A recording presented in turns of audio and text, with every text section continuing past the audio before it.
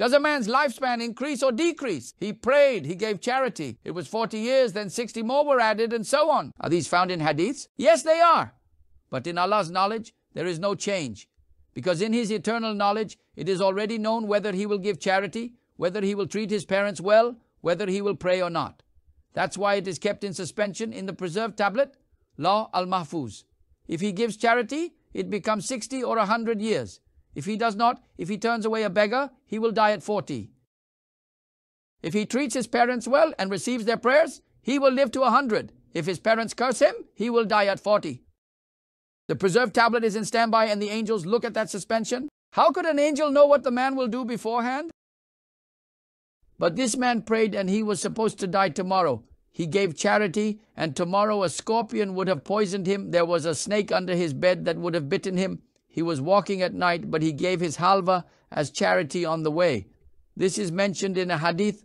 The companions of the Prophet were expecting his funeral, but then they saw that he was still alive and well. How did this happen? Jibril asked, and it was said that he gave charity. He left your side, he had halva, and he gave it as charity. Now did even Jibril know whether the man would give the halva to the poor or not? He did not know before he gave it, unless Allah informed him. But unless Prophet Muhammad informed, he did not know either. But does Allah Almighty know? Yes, He knows. But where is Jibril looking? He is looking at the decision written in the preserved tablet. But the preserved tablet has another dimension. What is that? It has two possibilities. One dimension where He gives charity and another where He does not. The angel looking at the preserved tablet does not know whether it is written if he gives charity or if he does not give charity. But Allah Almighty in His eternal knowledge already knows that He will give it. And since He knows it will happen and His knowledge is never mistaken, this man's lifespan was already fixed at 100 years in Allah's eternal knowledge. In eternal knowledge, everything is clear. That is why Allah's knowledge does not change. What does that mean? It does not accept novelty. It does not require learning. It is not He gave charity, so His 40 years turned into 100 is valid. But the preserved tablet accepts this. Because Allah shows it on the tablet and moves the other possibility to the background.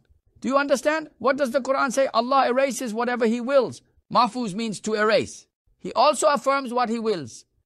Where does this apply? For the preserved tablet, if it was written as 40 and the man did not give charity, then what is seen remains 40. To affirm means to keep it fixed. The written decision of 40 remains fixed. But if the man gave charity and received his parents' prayers, Allah erases what He wills.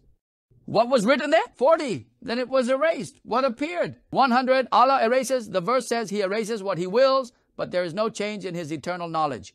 He erases it from the tablet, from the writing. He affirms what He wills. If it was 40, it remains 40. Why? Because He did not give charity. The essence of all books is with Allah, and that does not change.